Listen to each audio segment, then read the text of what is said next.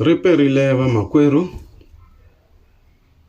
loyi a nga ta mi phamela swakudya swa moya eka siku ra namuntlha i tatana buti Xiwundlana, musivi wa matsalana eka komiti ya Madodana ya Sinodo, tlhelo mukreste exifundzeni xa Nkowankowa epresbiterini ya Lethaba. Vamakwerhu riperile. Rito ra siku ra namuntlha hi ta ri kuma eka buku ya Luka chapter 9, hi hlaya kusuka eka verse 18 ku fika eka verse 20. We shall read the gospel according to Luke chapter 9, reading from verses 18 up to 20. Hi Bibele leyi ni nga yi khoma ya ririmi ra Xitsonga yi hlayeka hi ndlela leyi. Nhlokomhaka yi ri ta Pedro loko a vula leswaku Yesu i mani. Siku rin'wana loko Yesu a khongela etlhelweni, a ri ni vadyondzisiwa va yena, a va vutisa aku, vanhu va ri ndzi mani xana? Va hlamula vaku, van'wana va ri u Yohana Mkhuvuri, van'wana va ri hi we Eliya, kambe van'wana va vula leswaku u un'wana wa vaprofeta va khale, u pfukile ekufeni. A ku ka vona, n'wina ke mi ri ndzi mani xana? Simon Pedro a hlamula aku, u Mesiya wa Xikwembu. Leri hi rona rito ra Xikwembu Hosi a yi katekise ku hlayiwa ka rona sweswi ni laha ku nga heriki. Amen. Vamakwerhu, nhlokomhaka ya siku ra namuntlha hi leyi yi nge, how do you respond to situations? Lana hi hlayile a situation leyi a va hlanganile na yona vadyondzisiwa va hosi, a ku ri ya xivutiso lexi va nga vutisiwa xona hi hosi Yesu Kreste. Vamakwerhu, xana Kreste i mani? A hi sunguleni hi twisisa leswaku Kreste i mani, hi ta kota ku hi nghena ka timhaka leti va nga respondisa swona ehansi eka xiyimo lexi va ri ka xona xa xivutiso. Yesu loyi vulavulaka yena, a hi twisiseni leswaku a ku ri Yesu loyi a tshama na vanhu hinkwavo, lava va pfumela, van'wana va ri vadyohi, lava a karhi a va cinca leswaku va vanhu vo lulama. So hi nga n'wi characterize as a mind reader. A va swi tiva lava nga vutisiwa leswaku wa hlaya mihleketo ya vanhu. Xa vumbirhi, Yesu a ku ri munhu loyi a tirhisa swo fana na ti-parables. A vulavula switori leswi a swi endla leswaku vanhu va hleketa before va hlamula. A swi tiva ti-parables ta hosi Yesu, a ni nge lavi ku nghena ka tona. Yesu loyi a ku ri munhu loyi a tshama na vanhu va unpopular, a tlhela a endla swilo leswi hi minkarhi yaleyo a swi vuriwa ku ri swi unpopular. Vanhu lava va ri unpopular va tiva lava a nga va converta, a va cinca, van'wana va ri va dlayi, va sala va n'wi landzela. A swi tiva leswaku Yesu a pfa a tirha a horisa vanhu hi masiku lawa a va ku eminkarhini yaleyo a ku endliwi nchumu, mo tshama mi nga tirhi nchumu. Hi sweswo swi nga endla ku a va unpopular. Yet a hi swi tiva ku leswaku Yesu i munhu wa ku lulama, i munhu wa rirhandzu, i munhu wo twela vusiwana. Ha swi tiva. Lexin'wana xi rhandzaka hi Yesu, a ku ri munhu luya wa ku loko vanhu va ri ka xiyimo xo karhi, a swi kota ku yimela etlhelo leswaku vanhu va kota ku ti kambisisa, va swi vona leswaku ya nga va pfunaka. Ku fana na loko a miyeta xidzedze a tlele phela Yesu, a loya ya tshama a tlela, vanhu va sala va langutana na timhaka, ivi va ya va ya n'wi pfuxa ku ho fa u ri kwala na, ivi a ta va pfuna. So Yesu i munhu wa tani, i tin'wana ta ti-characters ta yena. Now a hi ngeneni laha ka mhaka leyi. A situation leyi a yi langutane na vona, ni vurile ku a ku ri liya ya xivutiso. kambe hina lava ton'wini loko hi karhi hi hanya hi na ti-situations to tala leti ti hi fikelaka, xana hi dila njhani na tona?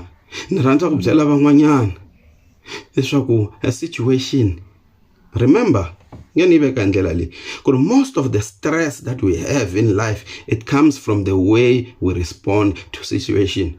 Loko u lahlekela hi ntirho u tshama kaya, vanhu va to ku vona va ku se wa khalabya masiku lawa, kambe loko u huma u ya lava ntirho u hlangana na vanhu ivi swilo swa wena swi kota ku lunga because we u decide ku dila na xiyimo xa wena xo lahlekela hi ntirho hi ndlela yeleyo. Loko wo tshama kaya u hetelela u tlhela u va tholana hi xixaka because that's how you've responded to that situation.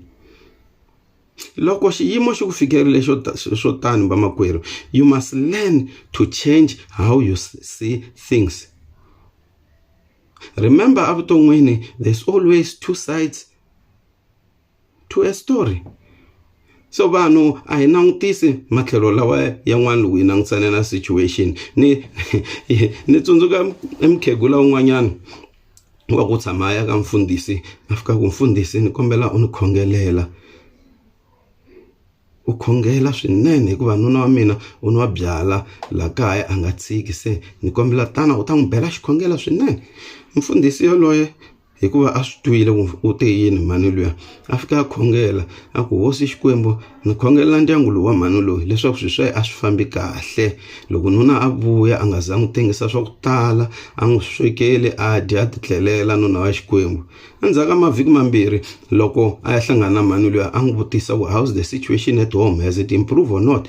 Mhani luya a n'wi byela ku mfundhisi swilo leswi se swi tshamisekile na ku khensa. Vamakwerhu leswi swi hi kombaka i ku ri munhu loyi a lava xikhongelo a ku ri mhani luya, hi ku ya stressa nuna luya, u nga ri nuna luya loyi a lava ku khongeleriwa, u khongeleriwe mhani luya ivi a khoma nuna kahle, nuna sa ya tshika byala.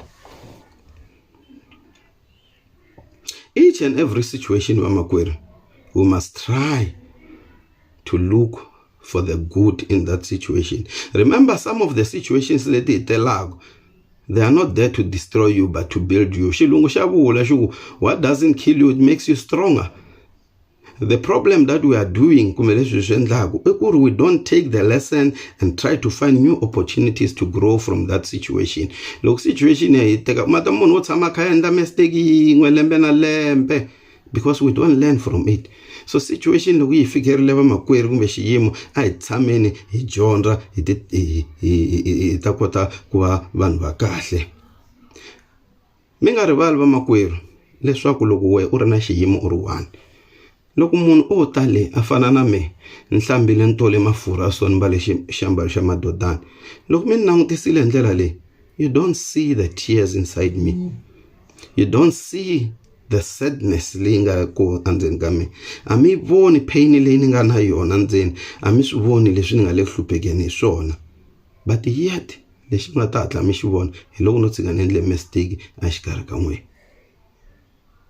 So loko mi dila na situation, try to be compassionate, u langutisa na vanhu lavan'wana va nga le tlhelo ka wena. Ni rhandza ku nyika kambe xikombiso lexi i ku loko a kaya mo tshika mi ri na blomo leri mi nga ri byala kumbe xiluva xexo loko mi sungula ku vona ku xafa, you don't deal na xiluva xexo but rather you deal with the environment ka xiluva xexo.